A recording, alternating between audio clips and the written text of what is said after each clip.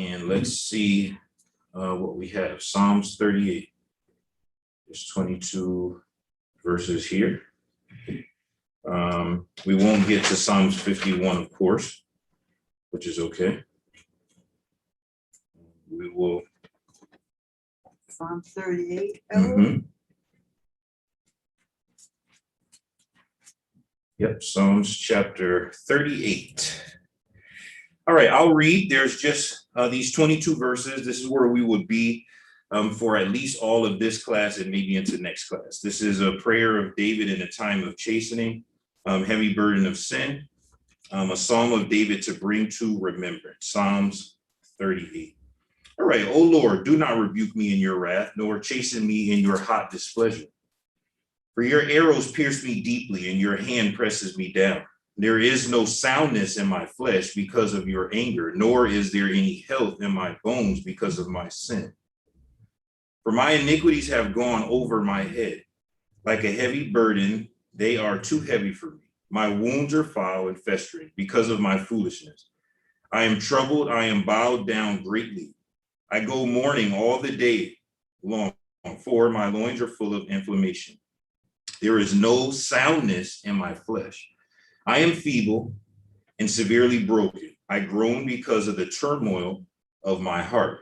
Lord, all my desires before you, and my sighing is not hidden from you.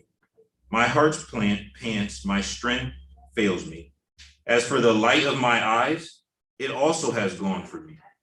My loved ones and my friends stand aloof from my plague, and my kinsmen stand afar off. Those also who seek my life lay snares for me. Those who seek my hurt speak of destruction and plan deception all the day long. But I, like a deaf man, do not hear, and I am like a mute who does not open his mouth. Thus I am like a man who does not hear, and in whose mouth is no response. For in you, O Lord, I hope. You will hear, O Lord, my God. For I said, hear me, lest they rejoice over me, lest when my foot slips, they magnify themselves against me. For I am ready to fall, and my sorrow is continually before me. For I will declare my iniquity, I will be in anguish over my sin, and my enemies are vigorous and they are strong. And those who hate me wrongfully have multiplied. Those also who render evil for good, they are my adversaries because I follow what is good. Do not forsake me, O Lord. O my God, be not far from me. Make haste to help me. O Lord, my salvation. All right, a lot of sad words, a lot of despair imagery being painted here. So let's dive in to see what we have from this. Our book is looking at this in the foundational concept of repentance, right? It's looking at this from the thought process of repentance. We looked at a prayer of time adversity, that was Psalm chapter 6. We looked at rejoicing and forgiveness, that was Psalm 32. And now we're looking at this disciplining or chastening psalm, which is a prayer from David to God. All right, chastening is the first question, just to give that credence to definition. And what did the psalmist desire concerning it, right? Chastening, having a restraint or humbling effect. This is something that is a little bit more spiritually focused when it's used in the Bible than discipline, because you can apply the word discipline to a lot of point of views, right? You can be a discipline in terms of what you're studying in a scholastic setting, or discipline could be and usually used also in a parental setting, right? But when you start to talk about chastening, right? Chastening can be correction or punishment or suffering. But a good definition is to apply chastening to what it is as an adjective, which is having a restraining or humbling effect, right? It resonates a little bit more than discipline, right? Chastening is this restraintment or humbling effect for rebuking, but it doesn't necessarily always have to be from a negative connotation, right? Because we know the Bible talks, yes, the Bible talks about scripture as a whole. First Timothy is its purpose is about rebuking, exhorting, and correction, and these sort of things, right? These are words that shouldn't be viewed as a negative, right? So that's what we're talking about. Let's not look at it as a negative, like disciplining in the term of parental is viewed as from a negative from the child's point of view, right? These things are for our learning and for correction. Now, David is making that clear. In the last two Psalms we read, we've already gotten in the same mindset as him in terms of what he needs, right? He feels he needs this saving because of the sin in his life, right? And we see no different in that frame of mind here in this Psalm 38. He keeps talking about the things that are happening to him physically, emotionally, the people that are around him. And it doesn't seem like from his wording that he is confused in terms of the source of this discomfort, right? It seems like he understands. He starts right out, do not rebuke me in your wrath, nor chasten me in your hot displeasure. And then he goes into why, because God is so mighty, and God's chastening effect and his disciplining effect presses him down, right? Because he is just man, right? So who is he that he could interfere with God? For my iniquities have gone over my head like a heavy burden. In verse 4, then he starts talking about how he's physically troubled, how he's emotionally troubled. He starts talking about the loved ones and friends. His kinsmen are not even near him in his time of need. And then others who lay snares for him, and the people who are against him are multiplying all around him, right? So it doesn't seem like from these 22 verses, he's confused at why these things are happening. He's making awareness of what is happening. And I think that that's critical for us to flag in the New Testament breakdown. If we look at our passage that we read here before every Lord's Supper, but which is pertinent to our collective and individual responsibility towards the Lord's Supper. If you look at 1 Corinthians chapter 11, and this is something we read all the time, it has a similar mindset for this. If you look at verse 31 of 1 Corinthians chapter 11, for if we would judge ourselves, we would not be judged, right? Similar kind of frame of mind in what is happening in this Psalm 38. If you do a spiritual inventory for yourself of your own life, of how your own life is panning out, your own relationship with God, then these sort of shortcomings that you do these things, it's not like you would need someone to bring these to your attention, right? That is pertinent in any aspect of human interaction, right? Most jobs have yearly, quarterly reviews. Some jobs have a review over management, right? And some jobs have a self-assessment. It's the exact same concept. They're looking for you to evaluate your own work. What are some areas of improvement? What are some areas that you did well? They're looking for you to weigh in as the employee of areas in which you excelled from your point of view and areas in which you feel like you need to improve, right? This is not restricted to just spiritual things. This is how corporate America works. They're looking for you to come to the table with an assessment of your own interaction with the company.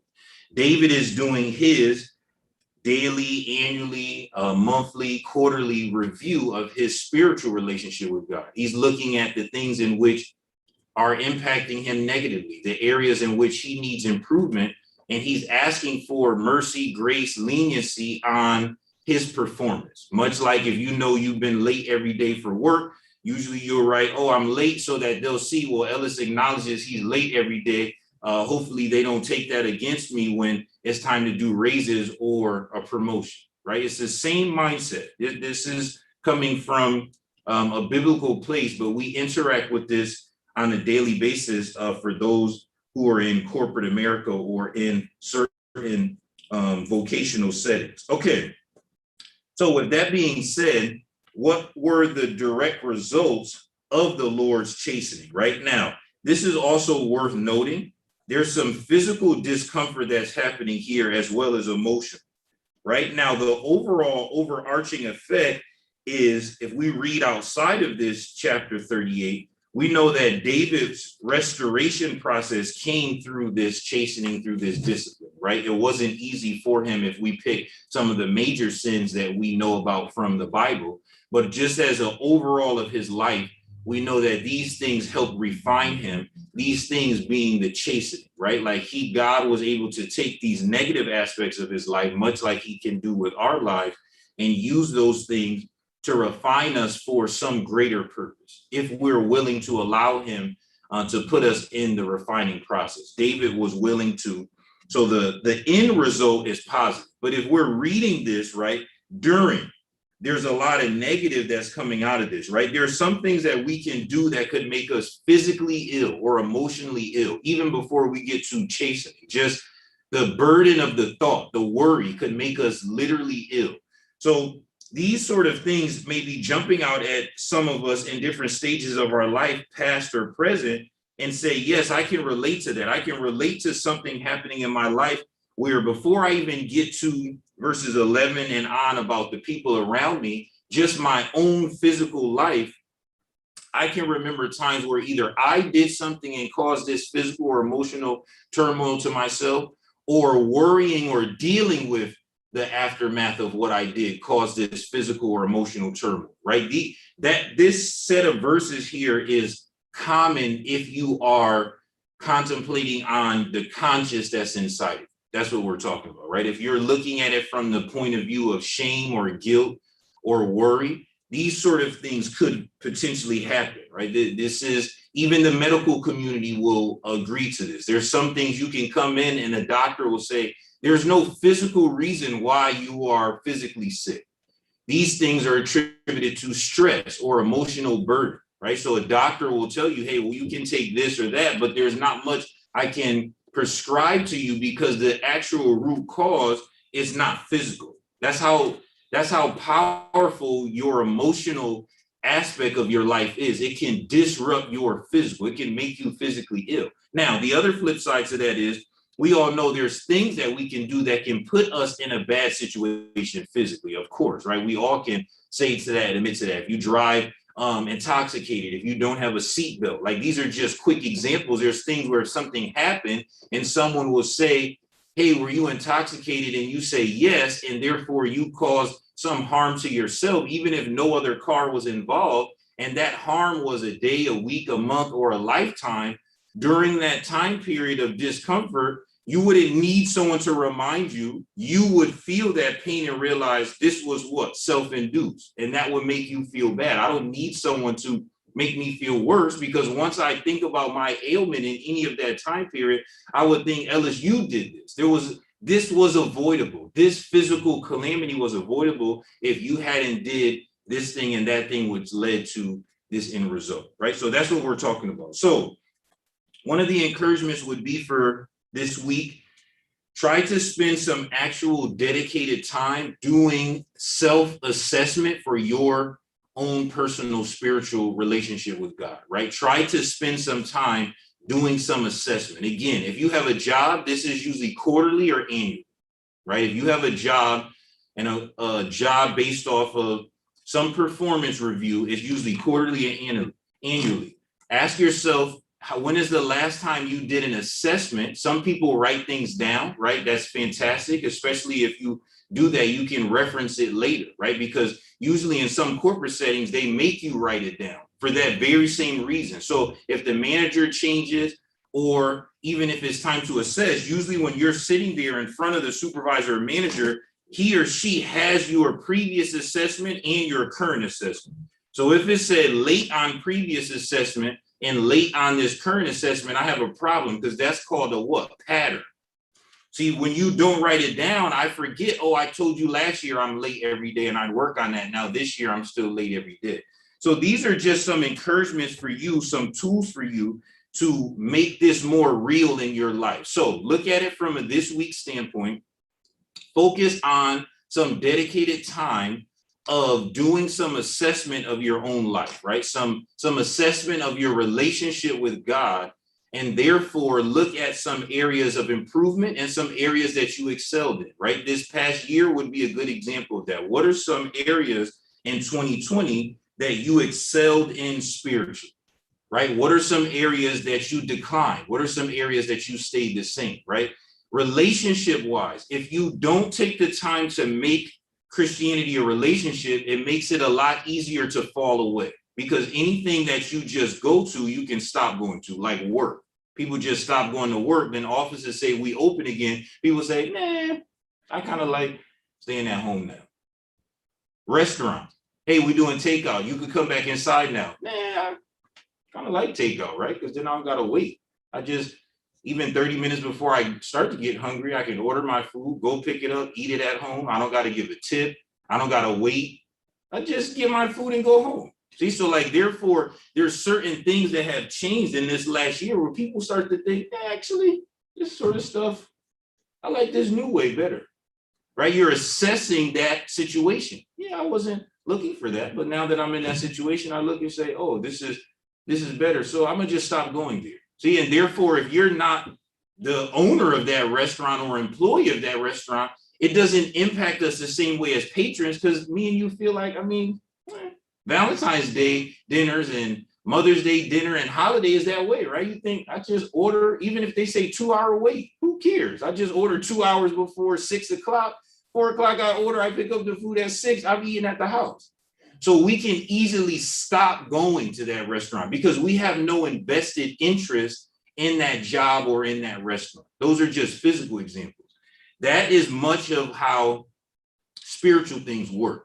You have to buy into your own relationship with Christ Jesus. And one way to excel in that is to do some regular inventory, right? If you're a parent, you need to be assessing yourself on a regular basis of what type of parent you are. If you're married, you need to be reviewing your interaction as a relationship, assessment wise. What type of marriage do you have? These things are just world humanity things. You can go to any aspect of life, financial literacy, anything, and they'll tell you about that. Hey, you need to do some assessment. Scholastics is that way, right? You have mid-exam reviews and finals. Why? If you're already failing in the mid-exam reviews, it's a good indication you're going to fail in finals. That's why we want to test you midway through so you can course correct yourself.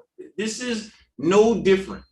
The thing, though, is different is we don't normally apply it to spirituality, right? That's just what we're talking about today. This Psalm of David is more about spirituality and less about going to quote unquote church, obviously in the context here, because he's not a part of the kingdom because he's under the Old Testament. But focus today's class more on your spirituality, right? Where is your spirituality this week? That's the assignment to look at from this week's standpoint.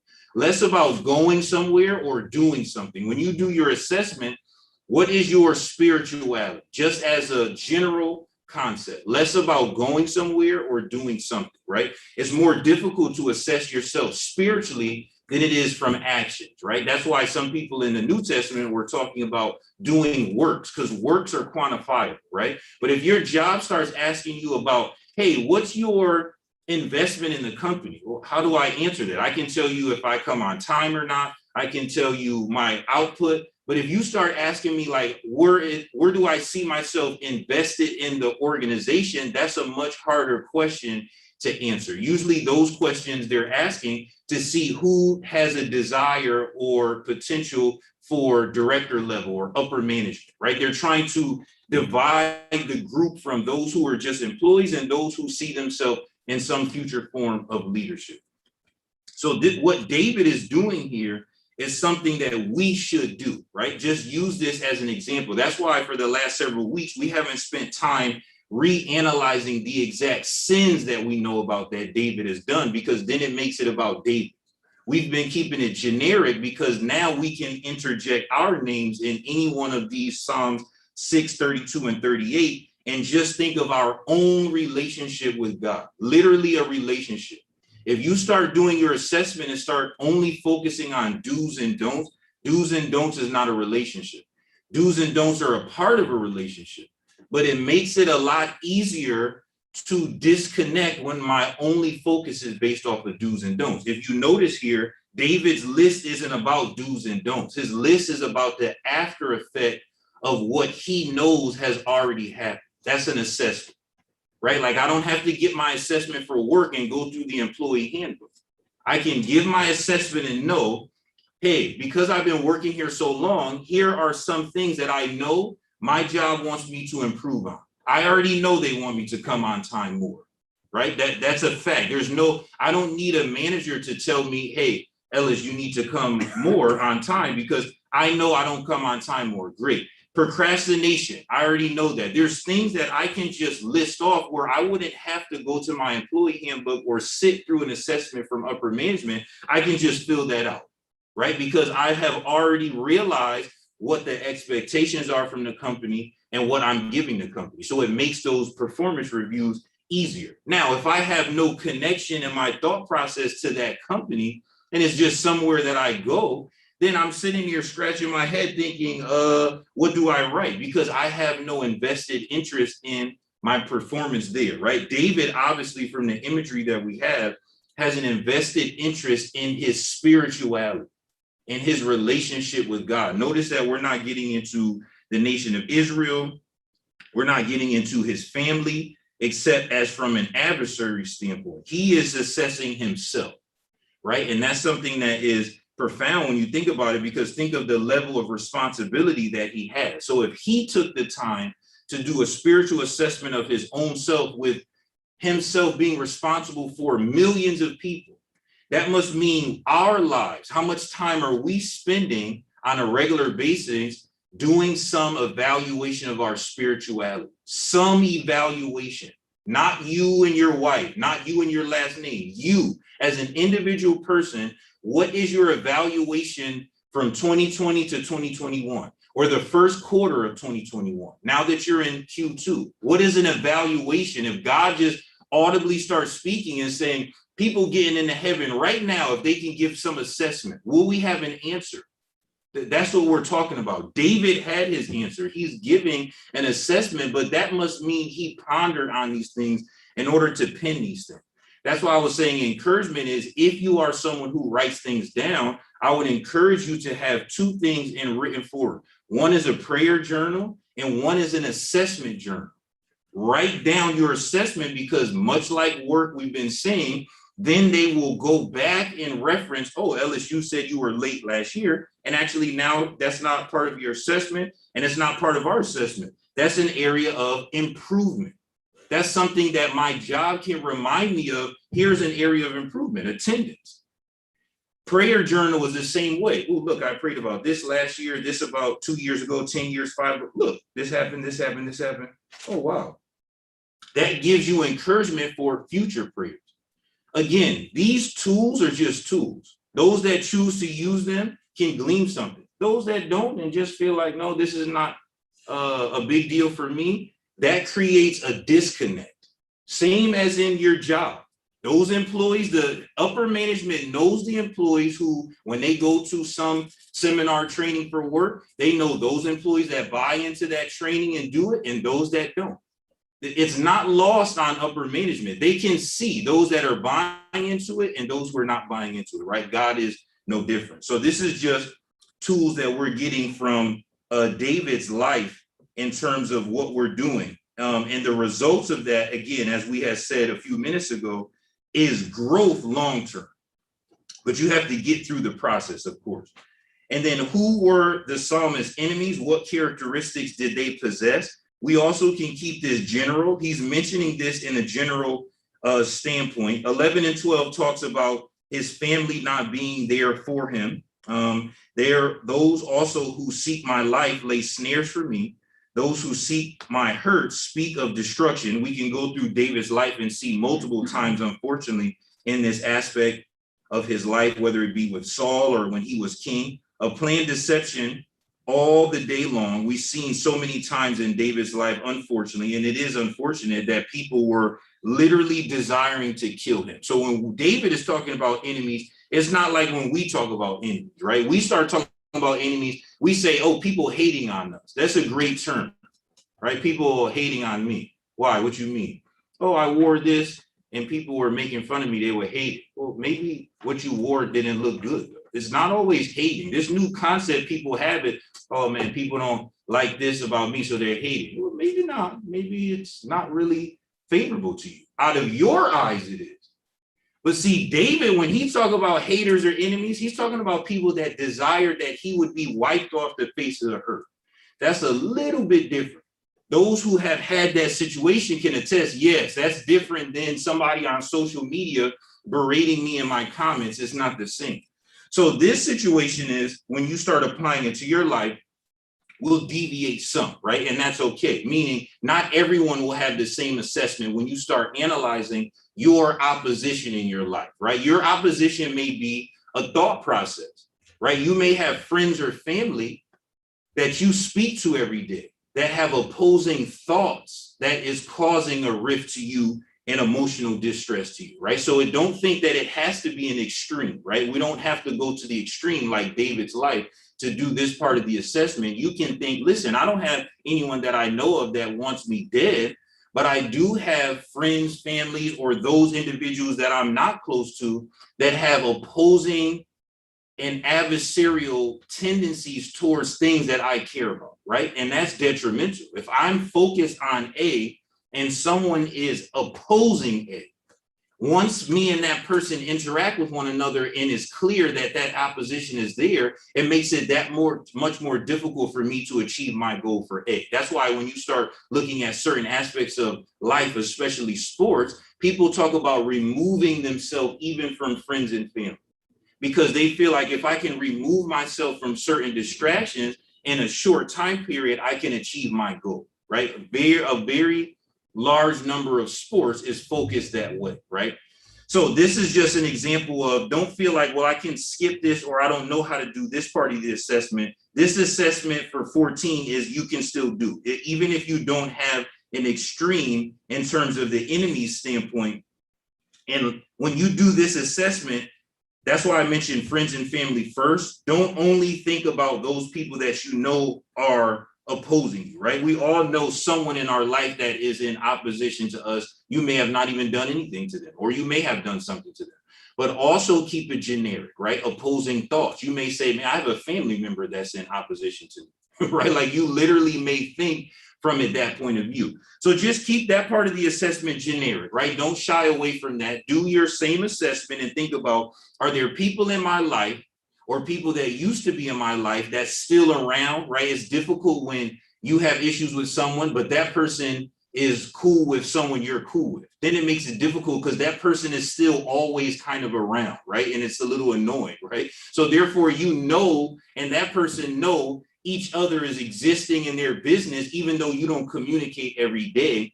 That can cause you distress, similar to what David is going through.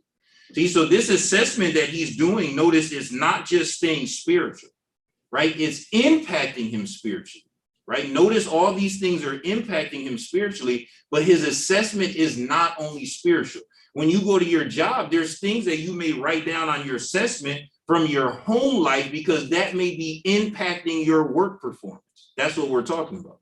So this is the same way. There's things that are going on in David's home life and in his friends and family circle, and sadly his enemy social circle, that's impacting his physical and his spiritual. See, so he's writing that down as part of his assessment. Hey, listen, this may not be something I did wrong. I may not have wronged anyone in verse 12, but the effects of the relationship between the two of us is still detrimental to my spiritual growth, right? So don't leave those things out in your spiritual assessment either, right? Write down those things that may be impacting you that may not have anything to do with what you did right or wrong. You may not be involved at all, but the aftermath of it is still impacting you.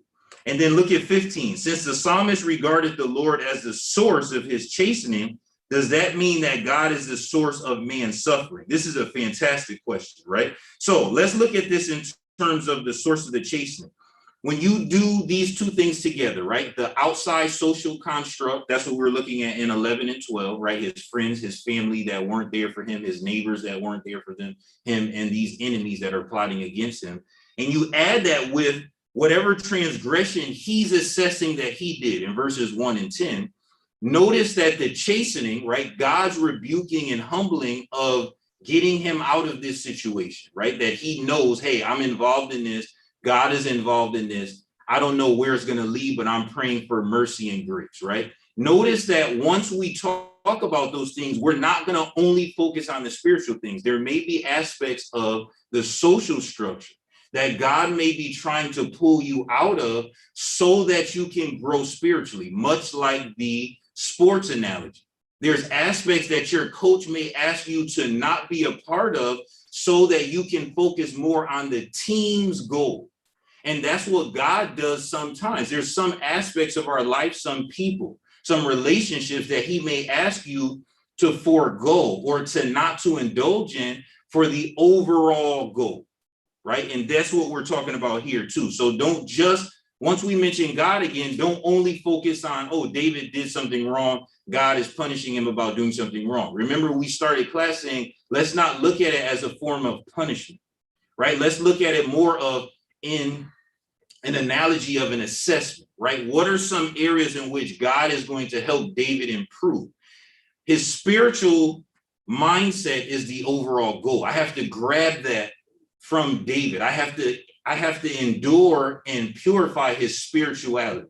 But he is a physical person and he's in a world that's physical. So there's people around him that's impacting him, and there's things that he has or is doing that's impacting him. How can we help him navigate through all of that to get to a higher level of spiritual awareness?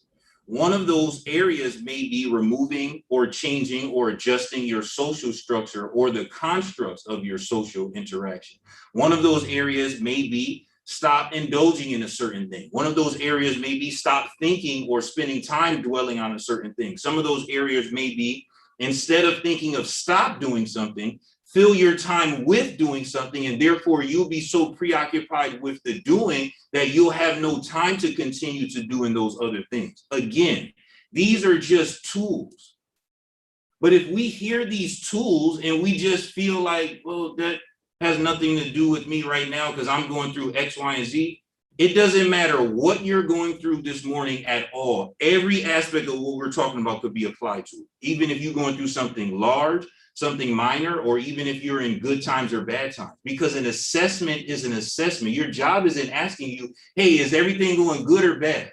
The assessment is due. It doesn't matter what stage of your life you are asked, hey, do a self-evaluation of your employment status here.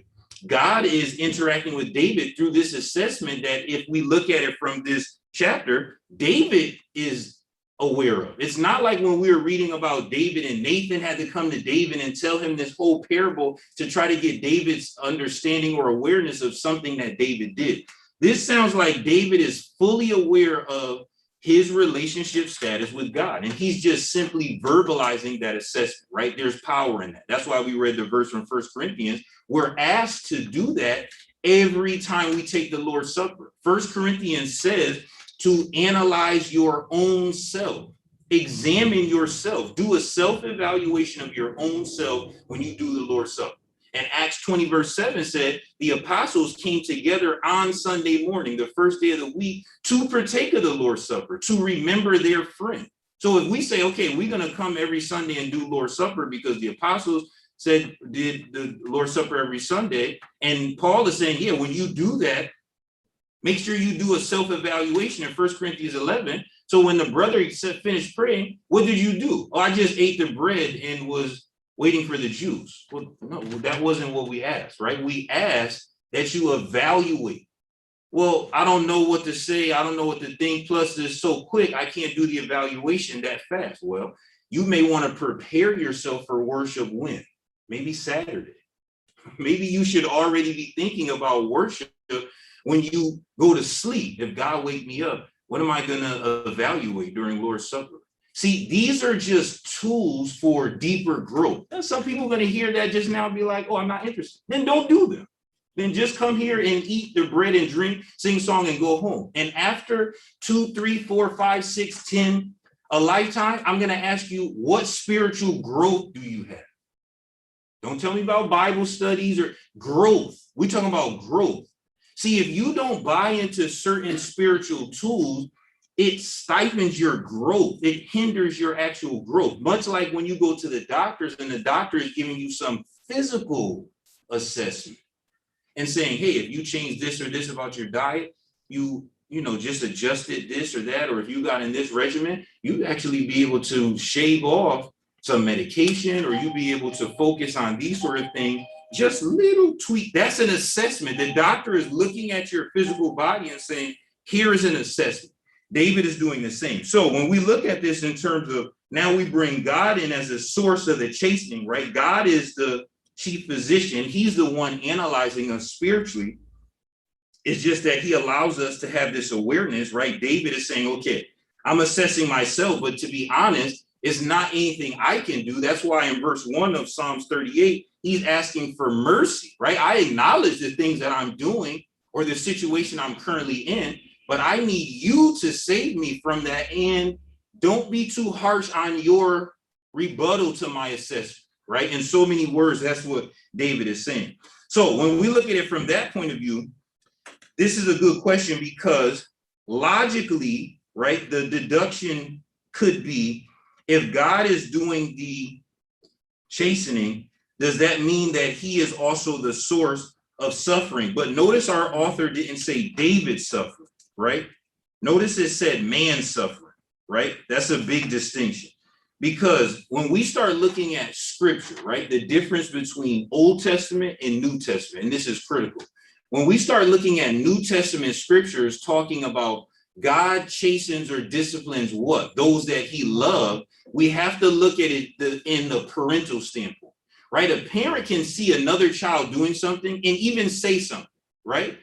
But we're gone from the days where you would be disciplining someone else's child, right? There was a time period where you may spank that child. Well, now you get arrested for that. So you may say something because you see that child doing something wrong, but you're not going to discipline that child, right? You just say something, hey, don't do that or something, and then that child and you go living on your own life. But if you've seen your child doing the same thing, your level of attention to discipline would be different, because that's your child, right? You're concerned about your child's well-being and what your child is doing. So God, in terms of life, the wages of sin is death, Romans tells us. That means the life that you live will earn you whatever it earns you, right? If you're on the path of righteousness, the Bible said it's eternal salvation. If you are on the path of destruction, it's destruction on the path you're on, and that's the end result. That's your life. Good things and bad things happen all around. But when you start talking about bad things, we looked at this several Wednesdays ago. Remember, the people were saying, oh, Jesus, sorry to interrupt, but didn't you hear about the people from our neighborhood where Herod killed them and took their blood and mixed it in with a sacrifice? What do you have to say about that? What was Jesus's response? Hey, let's not think of like, oh, these people were worse sinners than someone else. He said, even remember the tower fell on these other people? You got to focus on where you are. Bad things are going to happen in this world. Herod had free will, and he executed his free will sinfully and killed those people. That's a sin act from Herod. It's not that God brought that destruction upon those people. It's that God allowed Herod to execute his free will. People make that out God to be a bad person and say, God should have intervened. How come you don't say that when you want to do what you want to do sinfully? You didn't say God should have intervened. The second I was about to sin, God should have stopped me. See, once we start stack ranking sin, we say, well, God should stop people from doing this. God says, but all sin. All of this stuff that we do is contrary to me. So why don't I just stop everyone when, oh, now you're infringing upon my liberty and my freedom. Oh, okay, so now we want to talk about liberty and freedom. Political things are the same way. We are okay with putting restrictions on certain aspects of certain people's lifestyle. But certain things that other people doing, people say, what about that? No. Let them do whatever they want to do. It's the same exact way. It's not blanket. People don't like living to a standard. A standard means everyone is living up to this pin. People like to start evaluating things on a case-by-case basis. They like doing that at work. Hey, the handbook says to come on time. Yeah, but I live far. What does that mean? That means I can't get here on time. So I don't want you to make a big deal. See, that's that. Ellis don't want to work to a standard. I want my job to understand I live far. So don't start talking to me about coming to work on time. Apply that to someone else. And that's what we're seeing in terms of spirituality too. We don't want to focus on that way, right? David isn't focused that way. But the question is good so that we can think about this in terms of two things, suffering, and then I'll add in temptation, right? James chapter 1 is a good example of this, right? It talks about temptation comes from your own desire. God is good. He's the source of light. Every good thing it says comes from him. There's no variation or shadow of darkness. He can't be tempted by evil, nor does he tempt anyone. Oh, okay, that sounds like a blanket statement. But when I'm tempted, it says I'm pulled away by my own desires, right? I have a desire. This microphone is an opportunity, a manifestation of that desire. So I indulge in it. Hey, God, why you put this microphone here? God can say, well, I didn't put the microphone here. Actually, Brother Rod did. So what are you getting at me about? Well, how come you didn't stop Brother Rod from putting the microphone there? Well, how come you didn't stop yourself from being enticed by your own desire? Oh, I don't want to talk about that. Oh, okay. Well, then call me back. See, like we look at it in a reverse way. David is looking at it from his point of view, not outside resources or external forces, internally, right? That's a good time for Lord's Supper. There may be things, and this is true, that you have involved yourself in or someone involved you in that was against your will, that could have caused you to have a desire or to stumble. That's true. But in the evaluation process, you still should analyze what part did you play in. That's what we're, notice David is still in that. There may be things that there was things that Saul did that I could say, honestly, this kind of forced David's hand. There's things we looked at last year, we were thinking, I mean, actually, David responded in a good way. If I was in the same situation, I would have did worse. But he still admitted it was wrong. Remember the time where they almost killed Saul? He admitted that was wrong. I shouldn't even, and we were saying, what was the big deal? I mean, you literally could have killed him and would have been right. And he was so upset that they just disrespected the office of the king. See what we're saying? Like, so we could say, yeah, but he put you in that situation. David didn't look at it that way. He looked at, well, how could I have handled it different? Right. And that's just a tool or a tip for you. It may be a certain Sunday where you're thinking about your relationship with God and you get discouraged and say, actually, God, the biggest thing that's on my mind, this is not even my fault. This person put me in that situation. Still look at, is there any way that you could have handled it different? Right. That's the assessment that we have here, and realizing that some suffering is a cause and effect. Right. There's some we talked about at the beginning of class. We just used a random example of if Ellis was intoxicated and drove and I hit a parked car or a pole and I was suffering physically, we said either from a day or a week or a month or from a lifetime. So injury could be from a lifetime. Should I look at that as God seen me drunk and forced my car to go into the parked car or the pole, and now God caused me to be suffering? I don't look at life that way. I think to myself, not even if I didn't even drink, I didn't even have to get in the car. I could have literally just stopped at just being the drunk part. Then I'd only had to pray about that.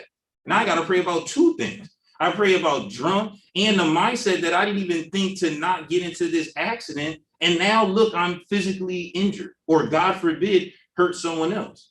That's the assessment process that David is doing, right? That's what I would encourage you to look at this weekend. And it's harder, especially when you're in situations that you didn't put yourself in, right? I'm not minimizing that, but use that as an exercise. Think of some things that you know, I didn't put myself in this situation, but being in this situation forced my hand to do something I know is sinful, right? Think of it that way. What are some areas in which you could have handled it different? You can apply when Jesus says, turn the other cheek to that. We always go in and go into a whole nother direction. But Jesus could be saying, hey, this same application could be true. You might be in a violent situation, but at that moment, it may not be advantageous for you to respond in violence. So you may need to retreat to do some focal point to get yourself out of that situation. Solomon talked about that, right? Like there is a time for everything. People who are in situations like that can say, that's actually true. Like, I may not believe in the whole Bible, but yeah, there may be situations where it's not advantageous for you to try to strike back. It may be better for you to take one step back to take 10 steps forward tomorrow. You may need to make it out of that situation. Again, just tools. Sermon on the Mount is full of literally just tools. Jesus just giving spiritual tools, and whoever has a desire to grab hold of it, they can. But I just want to make sure we hone in on that point where the suffering aspect is a result, right? The suffering aspect is a result, right? It's not necessarily, Jesus was telling his audience that it's not necessarily that God dropped the tower on these people or God said, here, it killed these people. His point was, it doesn't work that way. You should focus on being a spiritually sound person because bad things happen to everybody, right? That's a summary, and you can go re-listen to the class we did several Wednesdays, or we can talk about that as well. But that's really what we were diving into when we looked at that.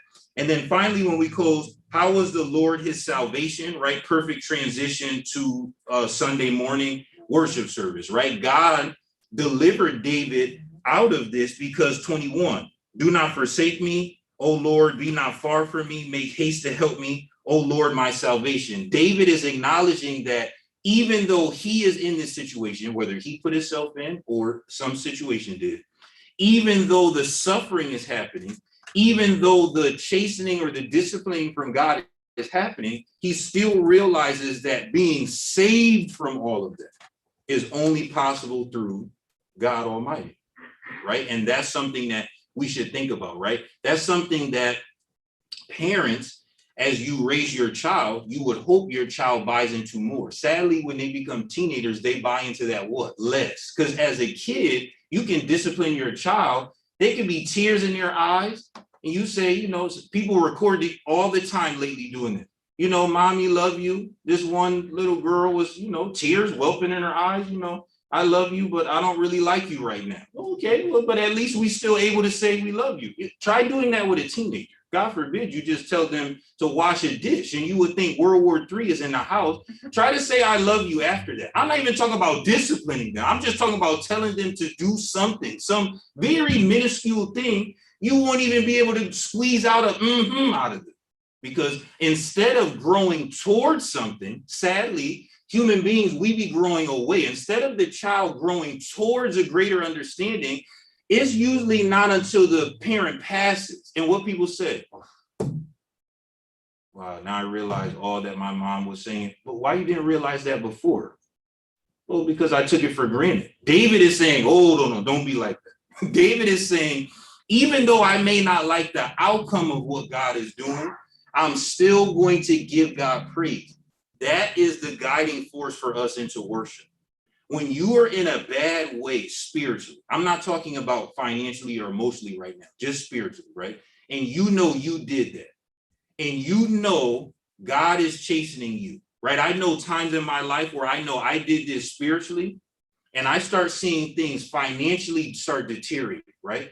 I don't put a prayer request in to help me with finances. You know why? Because I know why financially things are deteriorating. Well, so why I'm asking you to pray for that? I know the real splinter needs to come out and then the infection goes away. What's the splinter? I got to stop doing what I was doing. I don't not come to church that Sunday.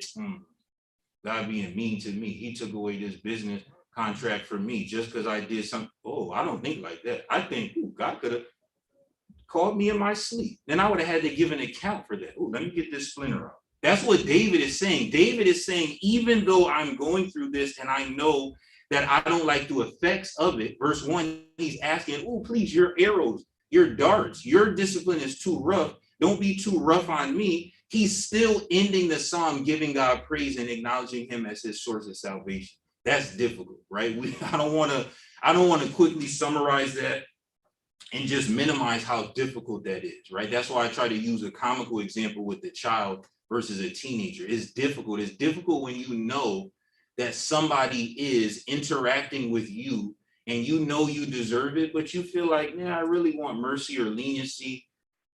Well, I don't really view this person as a resource. I just want to avoid it. That's normally how humans think, right? Let me just avoid this person. They upset with me. I'm going to give them their space. We can't be that way with God, right? We can't know we did something and try to give God his space because God don't operate like that. We have to come to God, the Bible says. See, you have to take off your shoes, for this place is holy. You have to humble yourself in the sight of the Lord. You have to confess I don't know, that makes me uncomfortable. For whatever reason, that's what the type of relationship God is looking for. We may say that's not the relationship that I would want. Well, that's maybe true, but that's what God is looking for. God is looking for a Psalm 38 from each and every one of us. Each and every one of us to do our own assessment, to say, God, these 2, 3, 4, 5 things in my life, I'm gonna be honest. I do these things, and I also have to be honest. I kind of know the effects that have happened from it. Please forgive me. And even if you chasten me, even if you remove some major aspect of a other blessing because I did something, I'm still going to give you praise and I'm sorry. That takes a big person to know and acknowledge you did wrong, to give God authority over your life, right? Again, let's go in with the teenager example. Better if the teenager come in and say, listen, I did X, Y, and Z. I know it's wrong. You take the car away, take my phone away. You totally understand. Parent be like, my goodness, did I die and go to heaven? Like what, where is this enlightenment coming from? Right? God is acknowledging those who acknowledge the wrong that they do. And that's why I was making a big deal about worship service in the Lord's Supper, because it's an opportunity for us to do that on a regular basis. Okay, think about those things this week. Focus on that assessment this week. Next week, we're going to get into Psalms 51, which is our last chapter of this book about the Psalms of repentance. And then after that, we're going to transition. So for next Sunday, if you want to read Psalms 51, that'll be fantastic.